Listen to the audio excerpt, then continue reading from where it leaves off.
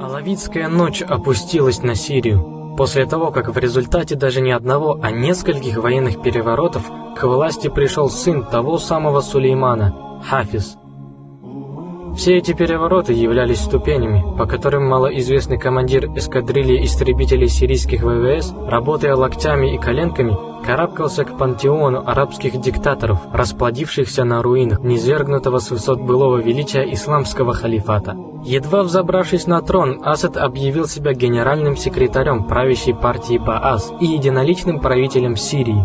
Надо сказать о том, что после каждого очередного переворота солнцеподобный легко и непринужденно сваливал в кювет тех наивных и несчастных, с кем готовил переворот предыдущий. Потому никакой альтернативы его диктатуре в Сирии на момент его воцарения уже не существовало.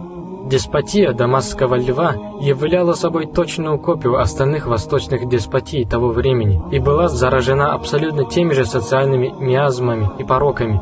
Расслоение общества на Юпитеров и быков, коррумпированная экономика, бесчинство созданной им тайной полиции Мухаббарата, похищавшей и убивавшей людей за несогласие с политикой властей, проявленное даже в разговорах, не говоря уже о симпатиях или причастности к религиозной оппозиции, утвердив личное и безальтернативное и тоталитарное господство, поставив на ключевые посты в армии и в силовых структурах представителей алавитских кланов, Асад с утроенной энергией продолжил дело своего отца, демонстрируя повадки банального людоеда, которые и легли тяжелым наследственным грузом на плечи его отпрыска. Любое пересечение границ религиозного усердия, установленных алавитским режимом, ровно как и любое несогласие с потерявшими меру и стыд алавитскими чиновниками, пересекалось либо убийством, либо гонениями, либо тюремным сроком. Только за неосторожно высказанную фразу люди садились в тюрьму молодыми, а выходили седыми стариками. Духовенство, как и подобает духовенству, было занято лишь прославлением режима и наведением штиля в настроениях верующих.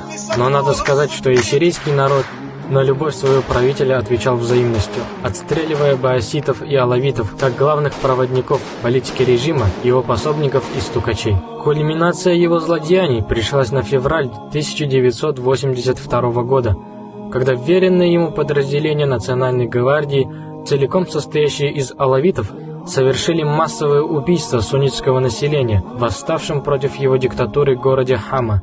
За 3 недели город был в буквальном смысле стерт с лица земли.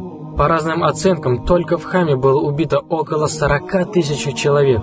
Массовые казни суннитов, начиная с подросткового возраста и заканчивая стариками, проводились также в Хомсе, Алеппо и в других городах Сирии.